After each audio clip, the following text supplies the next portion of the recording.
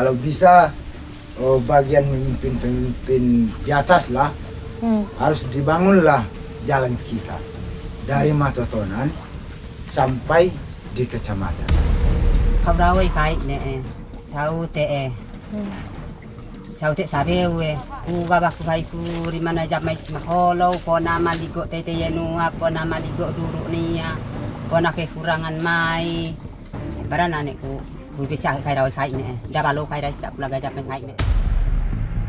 Sehari-hari makan talas setiap hari emang nggak bosan, Bu? Bosan sih, tapi mau gimana?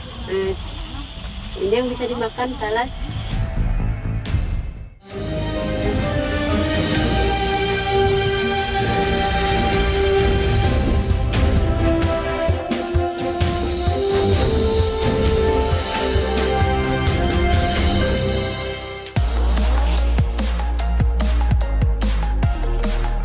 Tahun 1999, Kabupaten Kepulauan Mentawai menjadi pemekaran wilayah dari Kabupaten Padang Pariaman di Sumatera Barat.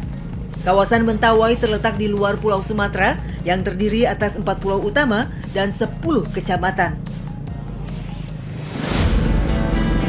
Kini Mentawai telah dikenal sebagai kawasan wisata mancanegara. Namun siapa sangka masih terdapat sejumlah desa yang sangat sulit dijangkau. Desa Matotonan menjadi tujuan perjalanan tim Indonesiaku kali ini. Matotonan memiliki jarak sekitar 15 km dari pusat kecamatan Siberut Selatan di Kabupaten Kepulauan Mentawai. Kami harus transit di Desa Madobak kurang lebih 30 menit waktu tempuh. Perjalanan kami disambut dengan datangnya rintik hujan dan sebelum naik ke perahu kita harus melalui jalur darat terlebih dahulu. Inilah perjalanan menuju Desa Matotonan. Selamat datang di Indonesiaku. Meski hujan tak begitu deras, jalan yang kami lalui menjadi sangat berlumpur. Motor yang saya tumpangi tidak kuat menerjang kubangan. Beberapa kali saya sebagai penumpang harus turun dari motor.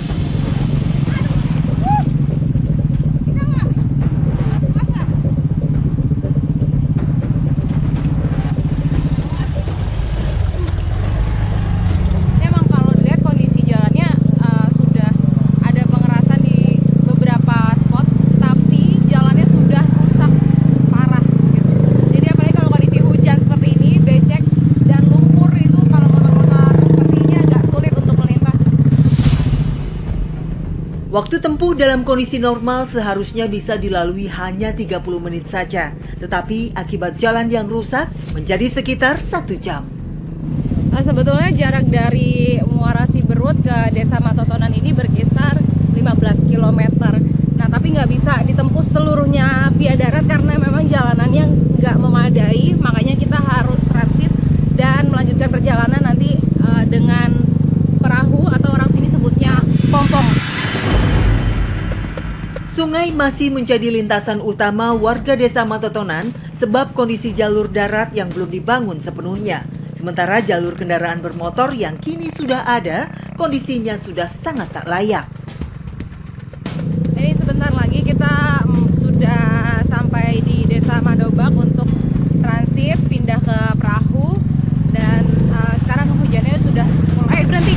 Astaga, ini lagi-lagi jalan yang kita lewati ini aduh sangat berlumpur ya. Aduh, tar saya turun aja.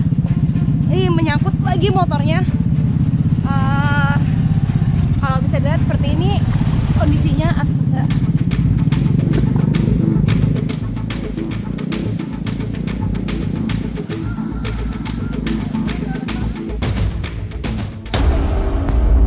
Usai melewati jalur darat dari Desa Muara Siberut, akhirnya kami tiba di Desa Madobak. Di lokasi ini kami mulai melewati jalur sungai menaiki perahu kayu untuk mencapai Desa Matotonan. Nah, ini kita akan mulai perjalanan menuju Desa Matotonan. Dari sini kita akan naik perahu dulu dan kurang lebih waktu tempuhnya itu sekitar 2 jam.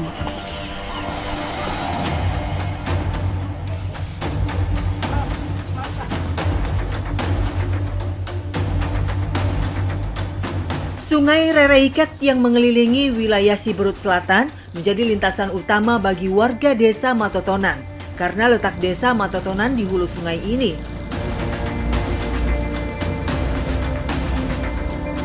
Sungai sepanjang kurang lebih 15 km inilah yang hendak kami tempuh. Jadi pompong atau perahu kayu yang kita tumpangi ini nggak bisa membawa bobot yang berat. Kapasitasnya di sini saya hanya bertiga aja dalam satu perahu dengan satu orang yang mengendarai. Nah, ini kita menelusuri Sungai Rereket yang biasa digunakan sehari-hari oleh warga desa Matotonan untuk ke pusat kecamatan yang berjarak kurang lebih 15-16 km. Perjalanan menaiki perahu kayu tanpa atap dengan mesin sederhana ini melewati kondisi alam yang masih asri sepanjang jalan. Banyak pohon rindang yang tumbuh di pinggir sungai, namun sayangnya tak sedikit dedaunan atau ranting pohon yang berjatuhan. Kondisi ini menghasilkan sampah di aliran sungai, membuat mesin perahu kami tersendat.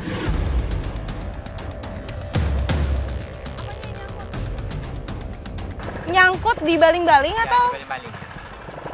Ini jadi mesin perahu yang saya tumpangi ini mati di tengah jalan. Kemungkinan ada sampah yang nyangkut.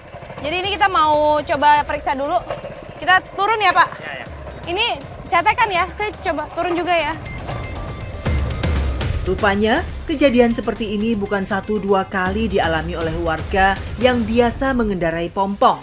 Hal ini karena memang tidak ada perawatan rutin untuk membersihkan sungai dari sampah. Masih bisa nyala lagi kan ya?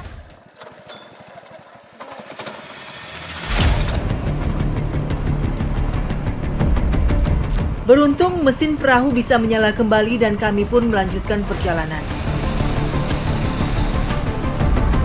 Jika ditempuh dengan kondisi arus normal, mungkin tak akan memakan waktu selama yang kami rasakan saat ini.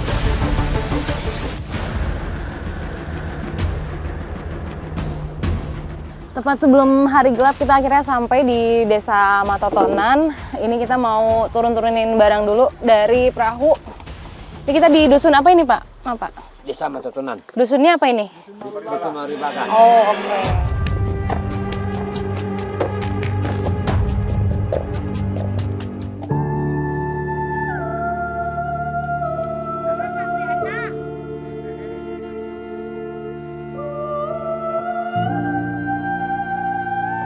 Sagu menjadi salah satu penghasilan utama, sekaligus makanan pokok bagi warga desa Matotonan. Tanaman ini tumbuh dengan subur di sini. Saya bertemu dengan sejumlah warga yang hendak berangkat menuju lokasi pohon sagu. Tanaman sagu sudah tumbuh sejak puluhan tahun di sini. Sejak dulu, warga biasa menanam pohon sagu di pinggir aliran sungai yang membuat kami harus melewati jalan sempit dan berkubang.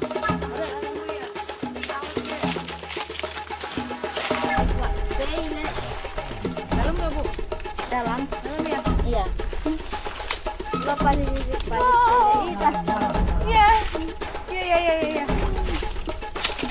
Ini sebelum sampai ladang kita harus lewat lumpur dulu.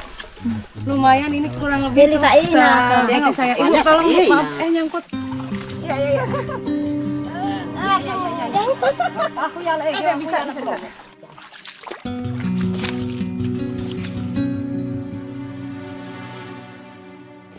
Terdapat beberapa proses sebelum memanen sagu. Batang pohon sagu harus dibersihkan terlebih dulu sebelum ditebang.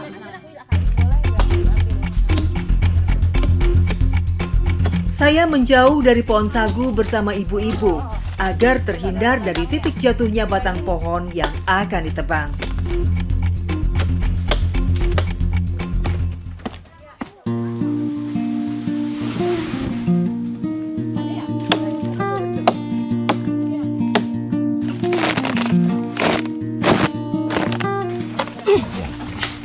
Nah, ini sagunya udah bisa diambil. Kita sekarang mau bawa untuk diperas.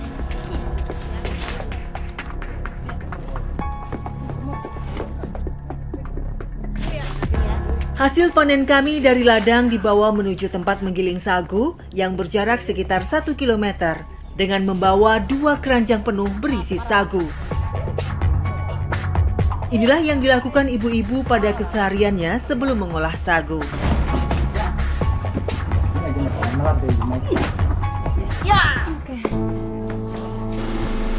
Tiba di tempat penggilingan, sagu harus diparut hingga halus memakai mesin.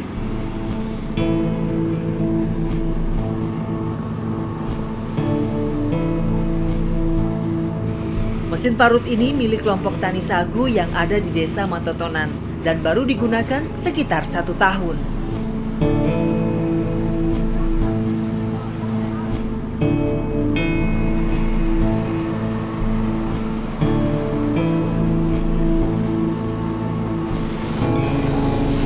Memang nggak semudah kelihatannya, ini harus pelan-pelan walaupun ada gajinya di dalam itu supaya bisa terkupas, itu harus didorong pelan-pelan.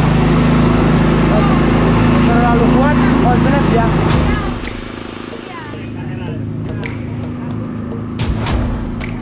Setelah sagu menjadi halus, kami harus pindah lokasi lagi menuju tempat memeras sagu. Lagi-lagi, jarak sekitar 1 km harus ditempuh dengan membopong keranjang berat berisi sagu.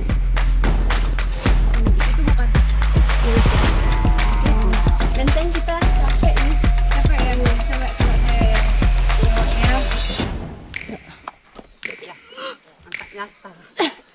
Oh iya, berat banget. Ini beratnya benar-benar terasa banget ya. Ternyata satu keranjang gini bisa 30-40 kilo ya Bu ya tadi? 40 kilo ini. Lokasi mengolah sagu di sini memang Ini biasa tidak memang terpusat bawa ini pada tiap satu hari, Bu. tempat, sehingga ketika hendak memproses sagu dari ladang, kami harus berpindah-pindah tempat yang memakan tenaga para petaninya. Iya, kaki saya ke dalam. Waduh. Udah takut tumpah nih keranjangnya nih Bu. Gimana nih Bu? Awas, dari mana ini? Ini. Diangkat dulu Pak. Oke, aman. Tempat terakhir sebelum sagu diolah, yakni lokasi memeras sagu yang masih dilakukan dengan cara sangat tradisional. Jadi proses penyaringannya ini dilakukan dengan cara diinjak-injak. Maka dari itu kaki kita harus bersih, sebelum ke atas kita harus membersihkan semua sampai celana saya yang kotor ini harus bersih dulu. Oke. Cara tradisional seperti ini masih diterapkan hingga kini. Meski di zaman sekarang, alat untuk memeras batang tanaman seperti ini sudah banyak. Namun, hal itu seperti jauh dari kata lazim bagi warga Matotonan.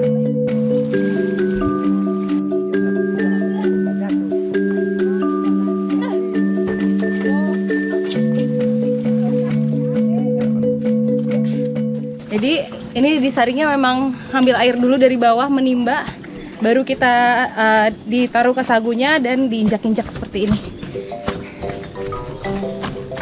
Berapa yang abang dapat nih dalam, taruhlah misal dalam 1 minggu gitu, dapat berapa dari sagu ini? Sebenarnya memang tidak ada sih, karena kami rata-rata di sini seperti sagu ini kan dijualnya 1 tapri ini 100.000. Tapi itu kan jarang. Kadang-kadang laku dia. Kadang-kadang tidak, misalnya tidak ada jaminan. Bang, dengan kondisi kayak gini harapan abang apa sih? Sepertinya jalan kita kan.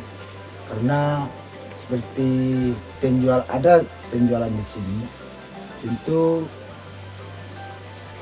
masih transportasi jalan di Pompong, tentu agak susah lah. Banyak biayanya. Nah, jadi saya harapkan kalau bisa bagian pemimpin di atas lah harus dibangunlah jalan kita dari Matotonan sampai di kecamatan. Sungguh keseharian tak mudah yang harus dijalani. Sumber penghasilannya menjadi makanan pokok yang dikonsumsi, sementara berimbas pada pendapatan yang tak menentu.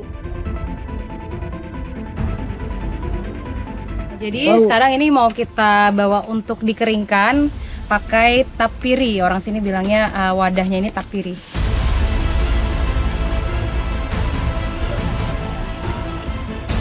Usai diperas sampai sagu berwarna putih kental, Selanjutnya yakni dikeringkan hingga makan waktu 1 minggu. Proses yang amat lama untuk satu wadah atau jirigen daun penuh ini bernilai Rp100.000. Nah, ini kita naruh yang untuk dijemurnya, sementara di sini udah ada yang kering. Setelah proses dijemur sekitar 1 minggu, ini udah bisa langsung untuk diolah.